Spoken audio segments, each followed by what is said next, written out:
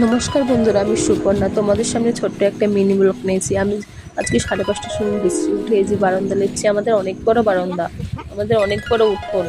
আমাদের বাড়িতে আমরা ফ্যামিলি অনেকজনই, কিন্তু কেউ এখনো ঘুম থেকে উঠেনি, সবাই ঘুমিয়েই রয়েছে। আর আমি আজকে সোমবার দেখে তাড়াতাড়ি সব কাজকর্ম সেরে নিচ্ছি। আমার ছেলেরা জল ঢালবে, আমার হাজবেন্ড জল ঢালবে, তাই তাড়াতাড়ি রান্নাঘরটা লেপছিলাম, বারান্দাটা। কিন্তু রান্নাঘর খুলিনি এখন, রাতে সব বাসন টাসন ধোয়া হয়েছে।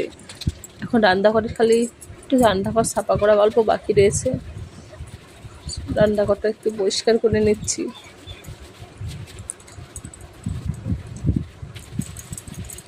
তারপর আবার চান করব। আমি পুজো দেব। আমার ছেলেদের স্কুলে যেতে হবে, ছেলেদের ভাত খাইয়ে দেবো। রান্না আছে, রান্না করে ভাত খাওয়াবো।